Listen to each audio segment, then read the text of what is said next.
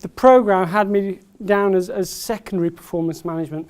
Actually, we're an all-through school, and we use the same performance management structure throughout the whole school. So if you have colleagues that would have come, apologies, but it's the same model. So we use performance management structure in the same way in foundation as we do throughout the rest of the school. We are British curriculum, so in foundation we run the early years.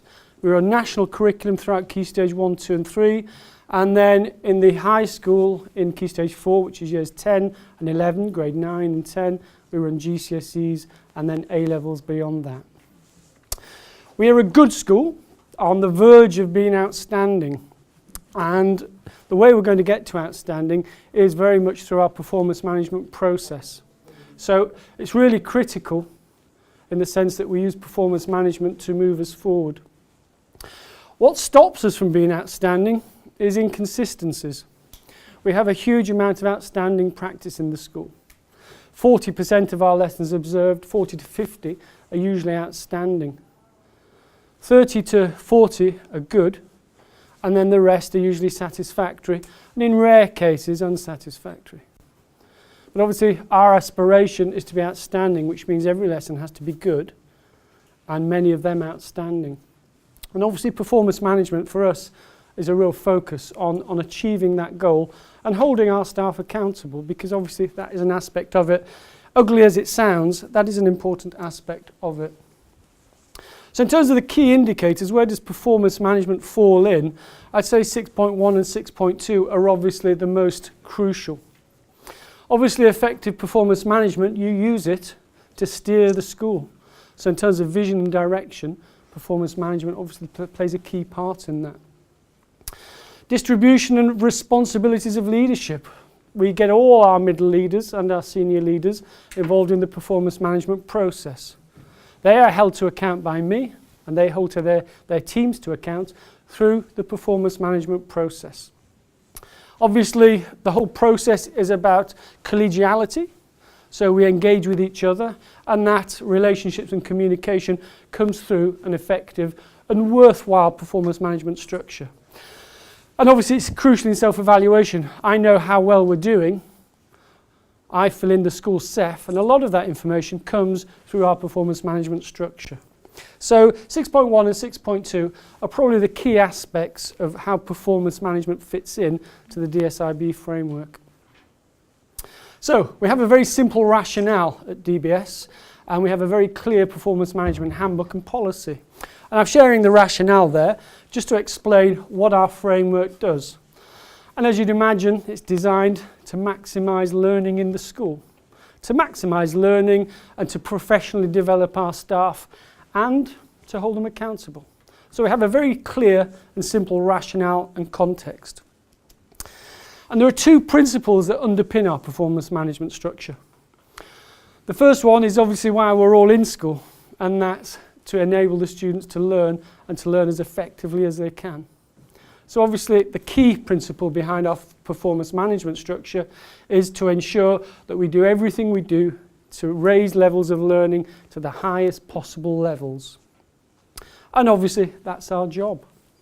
And the second one is to identify how staff need to be professionally developed in order to raise the standards of teaching and learning across the school. So very simple, two principles, and everything hinges on that. There are two aspects really to our performance management structure.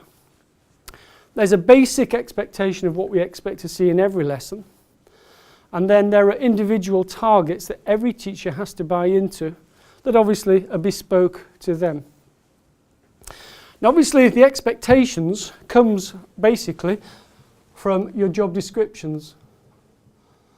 So we've spent some time developing job descriptions that are the focus of all performance management conversations initially, that explain exactly what we expect to see in a classroom. So last year we restructured our job descriptions so that every teacher is clear about what an outstanding lesson looks like, and that's what we expect them to be aspiring to. So when we observe lessons, when we have professional dialogue with colleagues about their performance management, the first focus is always the lesson. what's going on in the lesson, and we make that absolutely clear through our job descriptions. So our job description aspires to an outstanding lesson, and that's the prime focus of every performance management conversation. Happy to share these with you obviously later. I haven't left them with the KHDA, but I'm more than happy to share these with you. So if you do need them, give me your contact details at the end, and I will share those documents that are obviously appropriate. We have a basic expectation in the school that every member of staff we expect to be able to deliver a good lesson. In fact, we expect every member of staff to deliver at least a good lesson, every lesson. So our motto at DBS is acceptable is unacceptable, and unacceptable just doesn't exist. We don't expect them to deliver outstanding lessons every lesson because we'd burn them out in the first 3 weeks. But what we do make clear is that they need to know what an outstanding lesson looks like. They can deliver them, but they certainly deliver nothing less than good. And obviously we've set the job description up to ensure that that happens. And obviously the performance management dialogue is looking at these job descriptions, and with staff that are struggling to meet our expectations, obviously looking at how we can support them. So the job description is a key part of our performance management structure, and obviously all performance management dialogues. There are other aspects that we also involve our staff in, and that's setting them obviously individual targets. And we ask our staff to take on 3 targets. So we expect them to be delivering at least good lessons according to our job description, but we also ask them to take on specific targets.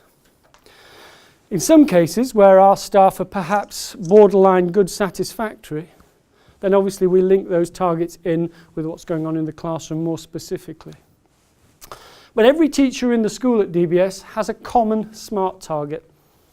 So my head of primary, my head of secondary, their deputies, their middle leaders, their teams, they all have a common target, and it's always linked, in fact all of this is always linked to our school development plan.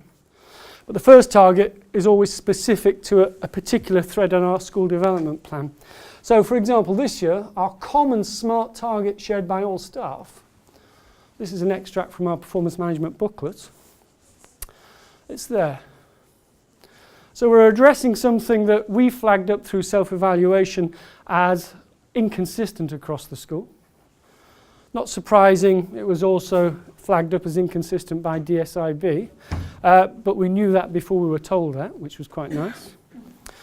And it's about consistency of assessment, and obviously assessment for learning, and a particular aspect of assessment for learning. So every teacher in the school now has that as their common target. In other words, we're looking at the quality of formative feedback given to students, both written and oral, but we're expecting to see a student response. So in other words, when I take books in, I expect to see some high quality AFL formative assessment, but I also expect to see that the students are obviously taking it on board. A lot of our staff spend hours and hours and hours writing wonderful comments to the students, and we all know how often they're taken on board unless they're specifically made to. So our target this year is to engage the students in getting involved, as they should, in AFL, because that's what it's all about. But we've really pinned it down by making that a target for all our staff. So every book scrutiny that we have, obviously that's a key aspect that we'll be looking for. Are the students responding to quality feedback from their teachers? And that's the same in foundation, primary and secondary. So I want to see evidence of that from my middle leaders, from my senior leaders, as part of the performance management dialogue. So every member of staff in the school has a common PM target. Every member of staff in the school will also have a student performance target, and that's data-based, it's measurable, so again it's SMART. How do we achieve those? Well, we look at our trends of results over the last 3-5 years, and we set aspirational targets for our teams.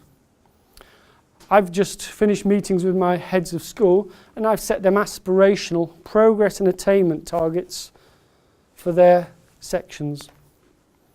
They are going to have to pass them on to their middle leaders, The middle leaders are obviously going to have to make sure that happens in the classroom, and they're going to do that by setting the students aspirational, challenging targets. So obviously it's a cascade process. But by challenging the students, by setting them targets, aspirational targets, obviously that comes up, it raises progress and attainment, and across the school it raises standards. And it's easily measurable, and it's easy to do because you look at trends, you look at cohorts, you give some flexibility, but obviously we're aspiring to be outstanding. So at GCSE, for example, that's 75% A star to B that we must have. All of our middle leaders know that, and that's part of their performance management target. So in their dialogue with the heads of section, obviously they meet regularly, they report back on the progress of the students, of the teams, and we monitor the situation through the performance management process. Something that we've taken on board this year, so I can't say how successful it's going to be, but I mentioned we have a huge amount of outstanding practice in the school. 40 to 50% of our staff deliver outstanding pretty regularly. We do have we do have a number of staff that are obviously borderline satisfactory good and good wanting to be outstanding. So as part of the performance management process, over the last 6 months, we started to collect additional data on all of our staff. So we've built up basically a database, and as part of our observation process, we've been looking at key areas of practice, aspects of teaching that we think are important in delivering an outstanding lesson. And whenever we observe a lesson, we simply make an observation as to the teachers we're observing. Are the aspects of their practice effective, which is obviously good? Needs developing, which is obviously something that needs to be addressed, or should they share it?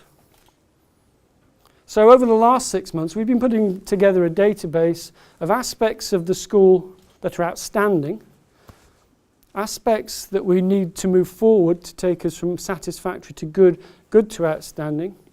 And then through the performance management process, we're taking, for example, a borderline satisfactory good teacher. We're identifying the aspects of his practice that he needs to move forward, but we're aligning that with people in the school who can peer mentor, in effect. So thinking of an individual in our mathematics faculty, he has 3 key aspects that he really needs to address in order to become a solid, good teacher. We have used 3 different members of staff to align with him with the areas that he needs to develop. And part of his performance management process is to meet with those individuals, to observe them, for them to observe him, and obviously at the end of the first term to come back to us with evidence of how it's impacted on his practice. So obviously that involves a lot of engagement by a number of people, but we're hoping that it will become fairly effective.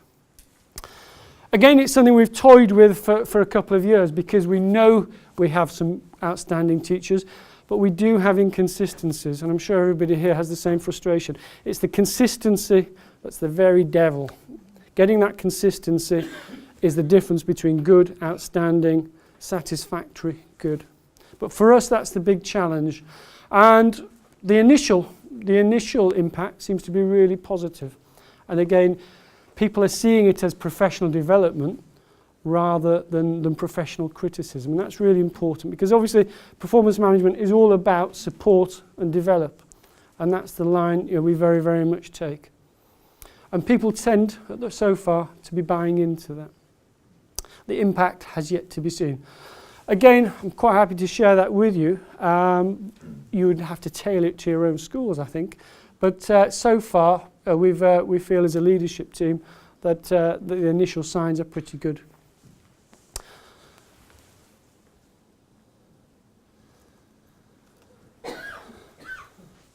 And the third, so that's the third. So everybody has to have at least one area of classroom practice that they want to develop.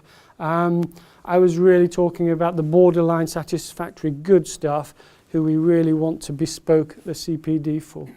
But every member of staff will choose something from the classroom that they want to develop, again aligned with the school development plan.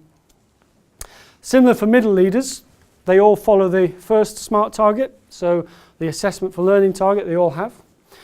Their second target is not a class-based performance target, it's a faculty or department or a subject-based. So for example, our head of primary, for our numeracy subject leader in primary, we will give him a target for numeracy at the end of Key Stage 1 and Key Stage 2. Our head of mathematics in secondary, we will give a target for the end of Key Stage 4, which is GCSEs, and the end of Key Stage 5, which are A-level. So we take the critical points throughout each of the schools to decide what kind of targets we're going to set. And in the third case, for leaders, we also give them a leadership-based target. And again, that will be very much aligned with the school development plan. So that's how it would be slightly different for the middle leaders. Obviously, measuring the impact is really important. And we try not to get bogged down with the collection of huge amounts of data.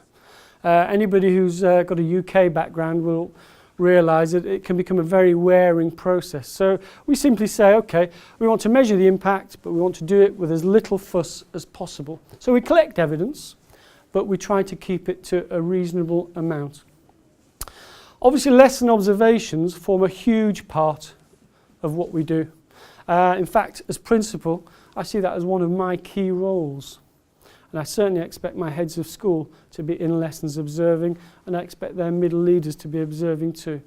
The only way we will get consistency in lessons if we're all in there making sure that it happens. So lesson observations are a key part of our evidence base in terms of measuring impact.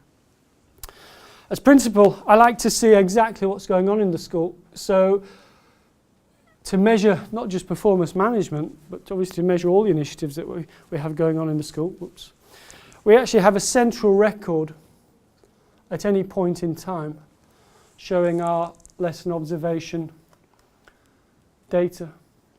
So as principal, this is just a Google Doc set up by the school. At any point in time, I can look at the profile of the observations that have been going on in the school, and I can look at the impact that our initiatives are having. So having a centralised lesson observation record is really, really useful. This has been set up according to DSIB guidelines. It's not particularly clear, but you can see there's an overview for me. 84%, 41%, I can't remember what the timescale of this was, but 41% of our lessons at this point in time are outstanding, 39% were good, and we had some acceptables and unsatisfactories. This was at some point last year. But as principal, obviously, it gives me a good indication of where we are, and at different points in time, obviously, it helps me measure where the progress, where the impact is, or, in a more worrying case, if we're going backwards. And it's also broken down into the key aspects. So I talked about assessment, so that's a breakdown of the teaching. That's a breakdown of the learning, obviously outstanding, good, acceptable, and satisfactory. There's the assessment. So when it comes to measuring how effective our performance management process is, obviously just comparing month upon month gives us a good indication. So that's quite a useful way to measure impact.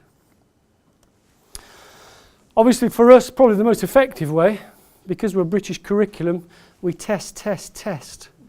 So at the end of A-levels, at the end of GCSE, at the end of Key Stage 3, Key Stage 2, Key Stage 1, we test. So we get lots of hard evidence, lots of really hard evidence. A month, 6 weeks ago, we got our A-level results and our GCSE results for the previous year's cohorts. And it was really exciting because the results were the best we've ever had. And that, for me, when DSIB come in, is a good way to convince them that the impact of what we've been doing in hard data. So obviously, you do need to measure impact, and you need to have as many ways as doing that as possible. Something else I introduced a couple of years ago, and this is particularly to support middle leaders in their roles, and particularly with aspects of the performance management, was to introduce a 360. I'm sure you've all seen it, or done something similar. But our middle leaders found this particularly useful. And in fact, I went through it along with my head of secondary. So we have a pro forma where key aspects of leadership are broken down. So teaching and learning, you can see lots of different questions. Vision, direction, planning, staff development. And it might be we say to our head of maths, okay, I'm going to ask your team. I'm going to ask the pastoral people you work with. I'm going to ask your head of section. I'm going to ask them all to comment on the aspects of your practice that we consider to be really important. So in other words, you get this 360 feedback on individuals at a leadership level. And that's had a huge impact on practice. It's delivered some shocks, as you can imagine. But again, people see it as professionally supportive. It's not in any way, obviously, an attack on people. It's a supportive mechanism for helping people to move their leadership skills forward. So again, that's something that we've introduced and used that's helped us to support our middle leaders in their roles in the school. And again, in terms of impact, it helps us to provide evidence of where our middle leaders are strong, where they're weak, and where they need to be developed. And obviously there's lots and lots of other sources of data and evidence that we collect. We look at books. I mentioned our common target at the beginning. So over the next 2 weeks, we'll be looking at exercise books from across the school, and we'll be seeing how embedded, in only 6 weeks, but how well embedded our common target is so far. And we'll be collecting evidence, and we'll do that throughout the year. Obviously, we look at planning. So individuals, as part of their performance management dialogue, will be asked to show their planning and share their planning.